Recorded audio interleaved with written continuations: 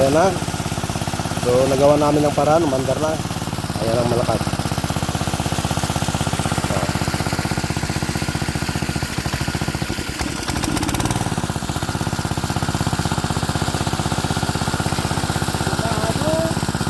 Ha?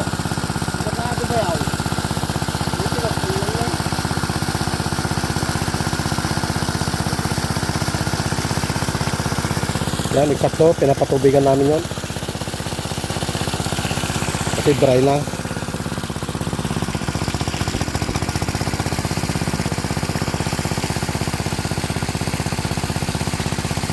Baka naman masyadong malalim.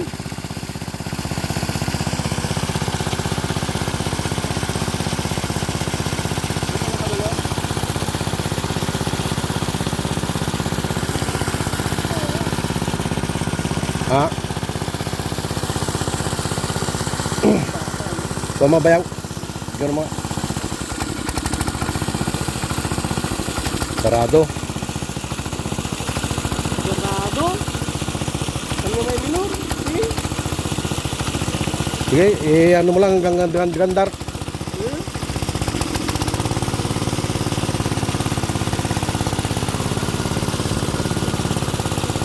Basta matubigan lang yan muna.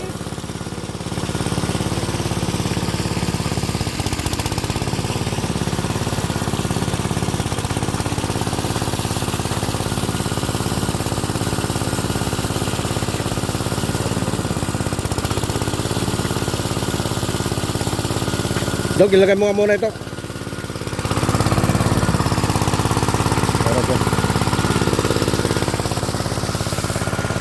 Yan. Oh,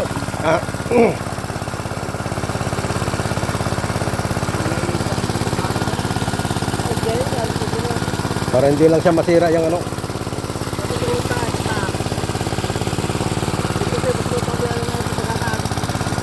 Kulo-kulo niya.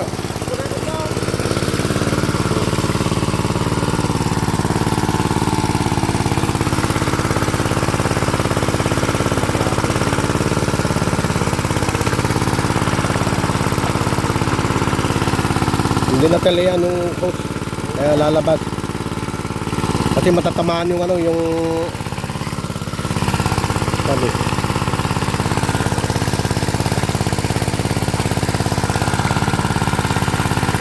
Okay, ganito lang mga ka-farmers ang para-paraan para mapatubigan natin yun, no?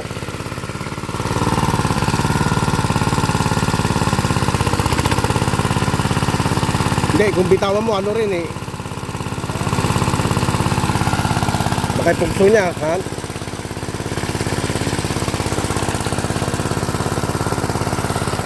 Kasi masisira yun eh.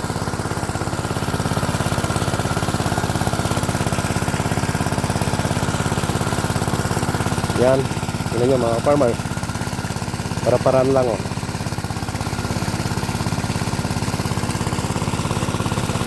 Para matubigan ito, sayang din kung pababayaan eh. Pero kung isang ulan lang sana ng malakas-lakas, maganda, survive na itong tanim ko. Kaya ganito na lang paraan. Pasupsupan na lang natin. Ayan. Ngayon, pagkatapos nito, papakawalan ko yung tubig pababa. At doon naman mag-uumpisa kami magpatubig dito. Through deep well na yon.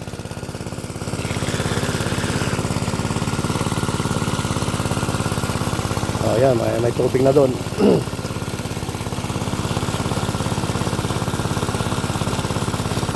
Pagkatapos nito, yan naman. Bale, may tubig yan eh. Pero paabutin natin yung tubig doon. Para itong mga tanim natin, ma-survive siya. Malakas. Tigsa niya.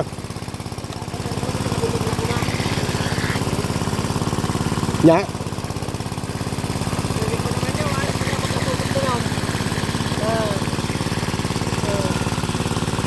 Pag nag-ipo-ipo ano? Ayan, pag nag-ipo-ipo doon, mahinang labas ng tubig. So kapag ganun na tinatakpan ba yung pagka-ipo-ipo niya, yon malakas ang buga. Oh, kita nyo, ipo-ipo doon oh, may humihina. Hmm.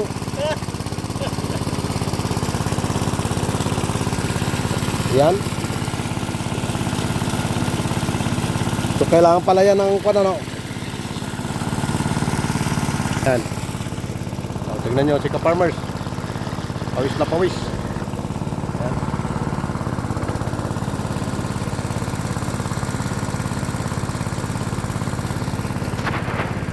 Hop, tanggal.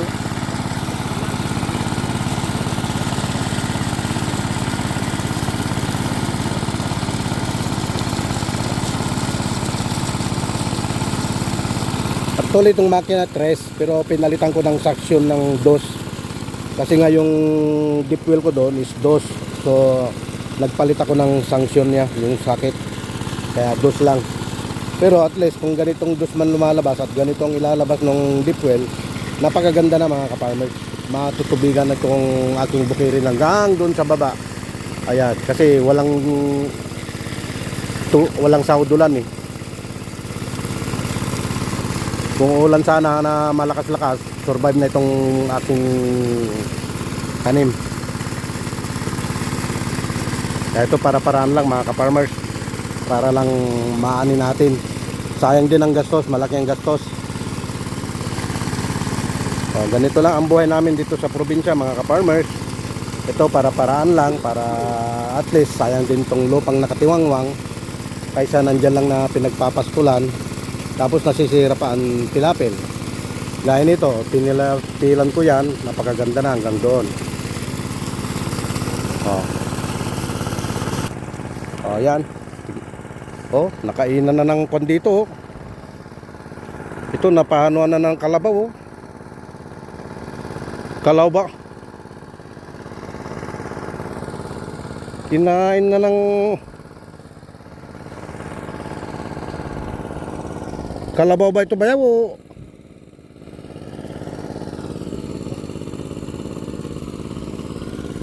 Ito kinain, hindi alam kung kalabaw ang kumain o wala namang bakas ng kalabaw. Yan ang tubig na hanggang nakarating na doon. So malaking bagay na ito mga ka-farmers, kasi tuyot na tuyot oh. So kailangan talaga natin patubigan para hindi masira, hindi masayang.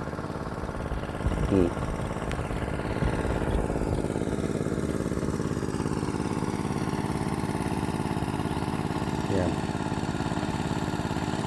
Tapos yan, ang daming kambing dito. Kambing ng aking bayaw to, at saka sila utol. Ayan oh. Pero ako yung kambing ko nandun lang sa loob ng kulungan nila. Ilalabas ko lang yun pag hapon. Pero hindi dito, doon sa kabila.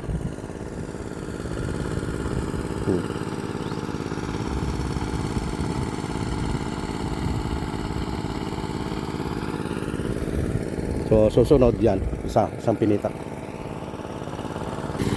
Yan, halos mapuno na yung tubig, yung tilapil oh. Ngayon bubutasan ko doon sa kabila para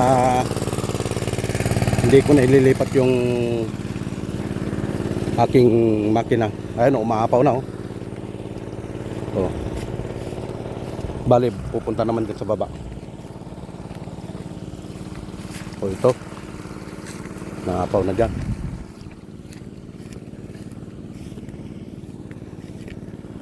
Ito bubuksan ko dito. Ito, tignan nyo, para makakuha yung tubig dito. Yan. Yan na. Para eksakto matubigan nito. Yan, pinitak na yan. So survive na siya. Hindi ko na kailangang ilipat pa yung makina doon para dito. Dito na lang Yan na. Takas no.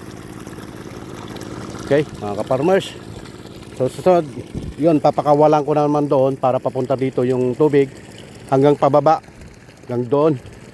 Pero alam ko hindi makakasupply kasi kulang na yung tubig niya. Pero doon ibabalik namin yung water pump na yan doon sa dulo na yun. Ayan, para patutubigan ng panibago. At saka mas maganda sana uulan ng malakas kay Lord para i-blessings niya sa aking tanim. Kaya lagi kong nananalangin kay Lord na pakinggan ang aking prayer sa kanya na uulan ng kahit na 2 beses pa bago na namin maharbisan itong aking tanim.